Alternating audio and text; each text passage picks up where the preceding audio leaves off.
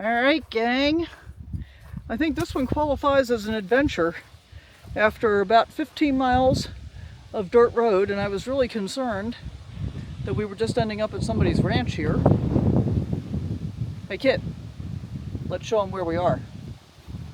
We arrived at Autograph Rock, and this is part of the Santa Fe Trail National Historic Trail. So I'm glad I found it. We're going to go take a look. I don't have much of the history, but it looks like we got some interpretive signs up here, so I'm hopeful that we'll be able to get some more information. And of course I want to come right over here and look at this artifact, as it were.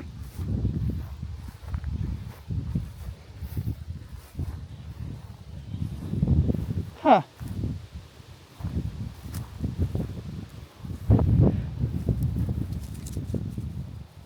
Not Kit, he's not the artifact. But look, we've got this this piece of stone here, and this piece of stone here. Oh, and there's another one over here, I think. Might be part of a farmstead, I'm guessing, because here's another one. Alright, beautiful farmstead there. Or I guess there are ranches here? I don't know. I don't know. Oh, but look, here's more of them. 1, 2, 3. Alright, let's read the signs. How about that?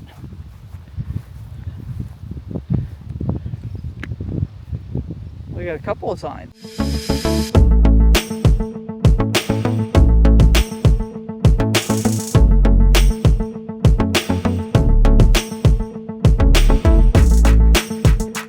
We're on private property, which I was kind of thinking was true based on the ranch over here.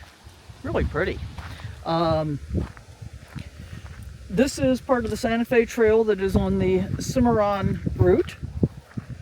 So this is actually really pretty cool that I started in Cimarron a couple of days ago, and basically I'm following the Cimarron route.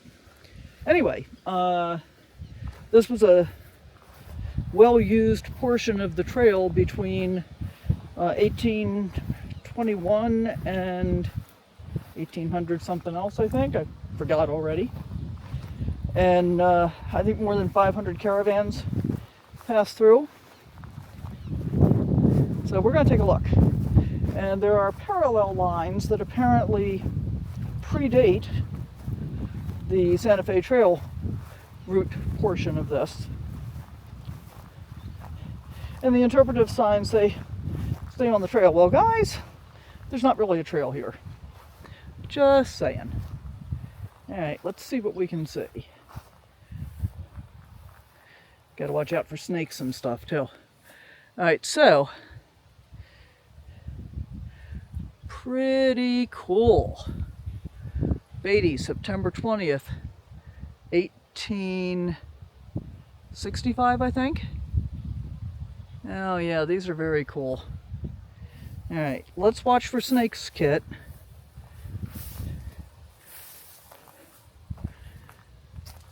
So, I went to El Morro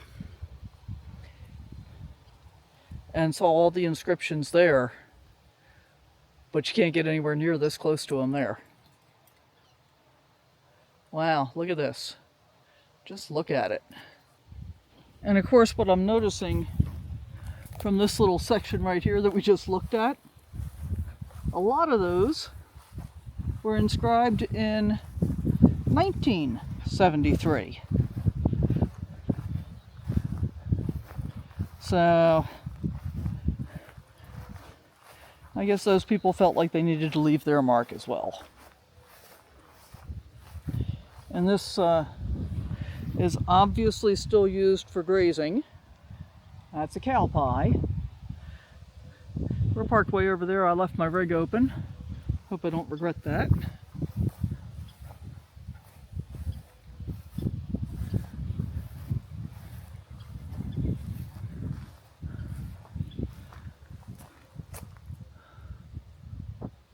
Oh, very cool. Okay.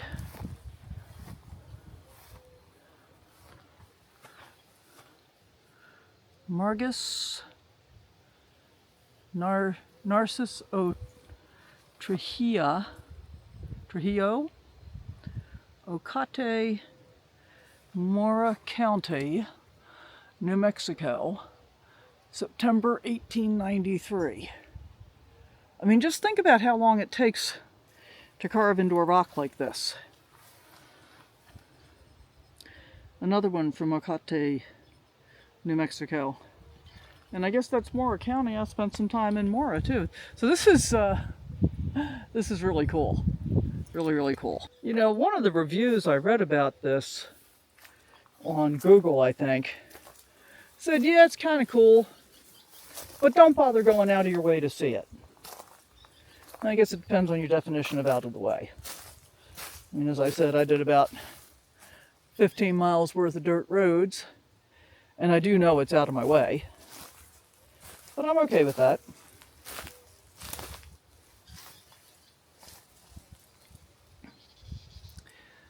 $1856. So let's think about this too. I mean, we're looking at stuff from, as I've seen, as early as the 1820s, I think. And J.L. Pigson. Oh, look at that. Doesn't that look like the state of Texas? I wonder if somebody like carved that. Wow. So anyway, guys, I'm looking at stuff as early as the 1820s. Kit, stay with me. Stay with me, little boy. You're getting privileges being off leash. Yes, you are, but you gotta stay with me, okay? Good boy. 1820s. That was like 200 years ago. And here it is, 200 years later. I think that's a tarantula hawk. Not sure if we're catching it, probably not. But just look. I mean, you know, this little rock face itself is just really pretty. And, okay, so why was everybody here? They were here because there was a reliable water source and obviously good forage for all the cattle and stuff. Somebody just started a tractor up over there. All right, 1865, 1851. Wow. And I'm just super stoked that I can get right up here with it where I can actually see stuff, you know? Okay, this goes on for quite a little while.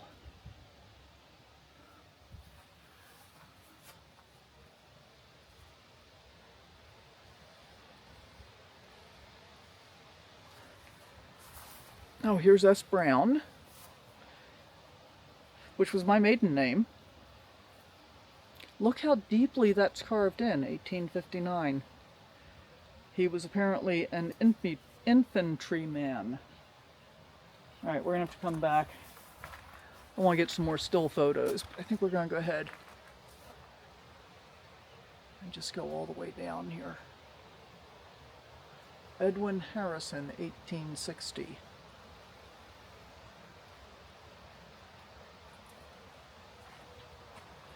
Keep in mind too that we had, you know, the army that was theoretically protecting the settlers. That looks a little more contemporary there. And look at these pretty purple flowers. Cool. So we had the army that was theoretically protecting the settlers. And 1860s were also coming up into the Civil War, which ranged a whole lot further west than I ever realized.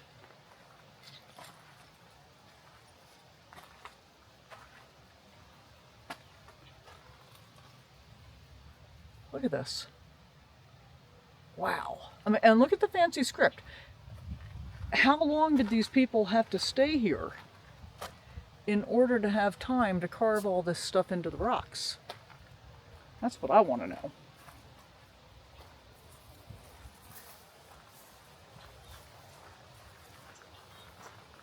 Kind of wishing I'd locked my rig at this point,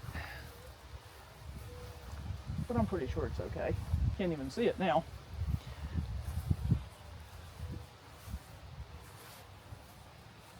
There's JFL. Here's another whole batch of them. Stay with me, Kit.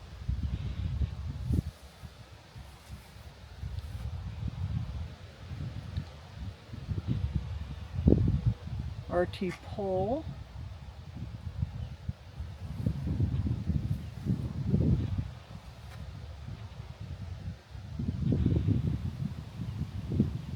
Oh, and here's Wes Wilson from 1981. And I guess it's sandstone, so it's probably not that hard to carve in the grand scheme of things, I'm guessing.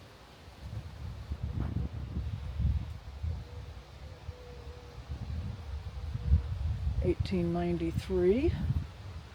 Look at this whole batch. W.C. Harper, 1858. J.W. Klein, Lebanon, PA, 1866.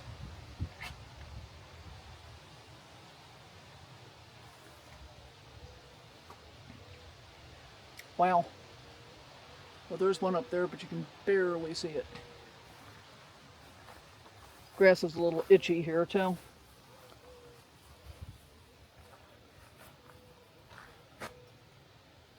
Herb, Marie. I think these may be more modern, more contemporary. But these aren't. 1886, 1869. Doesn't it kind of make you want to know these people's stories?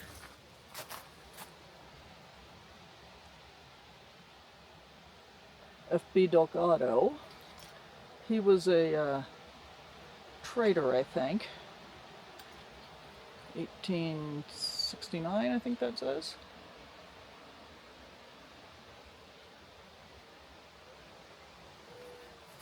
And let's think about the fact that these trees weren't here when most of these things were carved. These are way younger trees. I have no idea what's infecting them, but something is. And you got to kind of watch where you're going because there's been spiders and stuff all along here too. Okay, and here's another big round one, and actually I got a whole lot of spider webs in my hair now.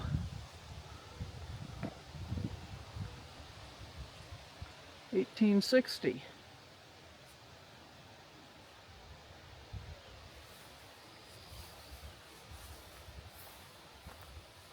Not seeing a whole lot of the real old ones, as in 1820s.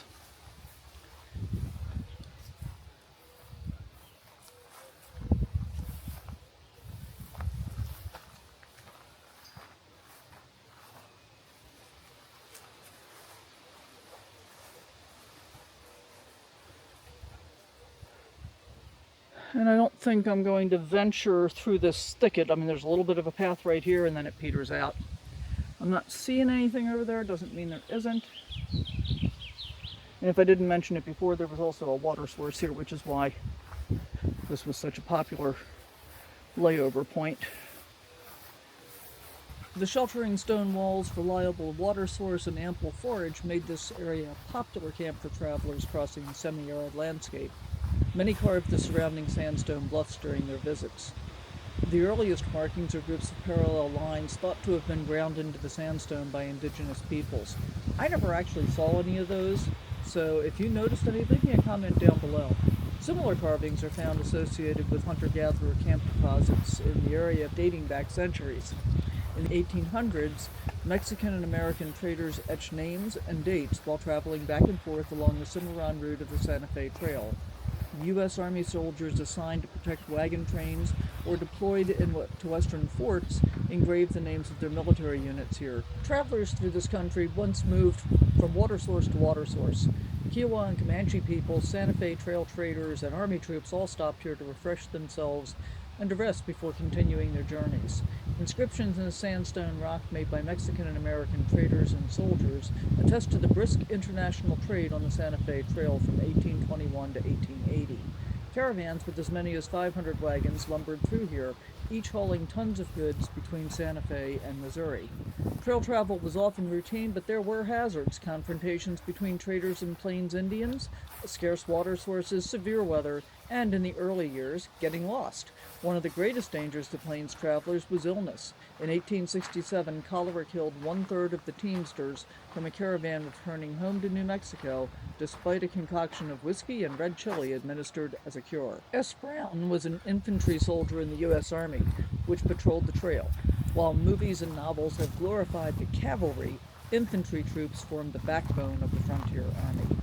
Felipe B. Delgado, circa 1842 to 1908, was a trader and a member of a prominent Santa Fe family. Educated in St. Louis, he owned a mercantile business that traded goods along the Santa Fe Trail. Robert Beatty from Dayton, Ohio, was hired in 1865 to help drive more than 1,000 head of cattle from Kansas to New Mexico. There are a lot of stories along the trail. I'm glad I had the opportunity to check them out. Well, at least I had the engine key with me.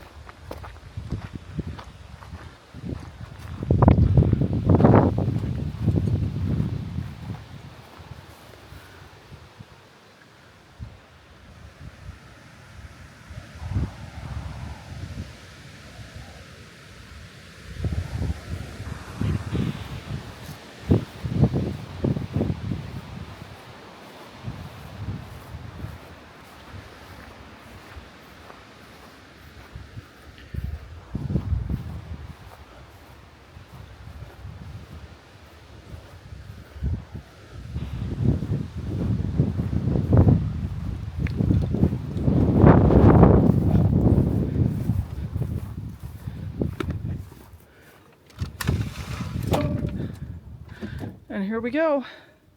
Another short adventure all wrapped up. Thanks for coming along.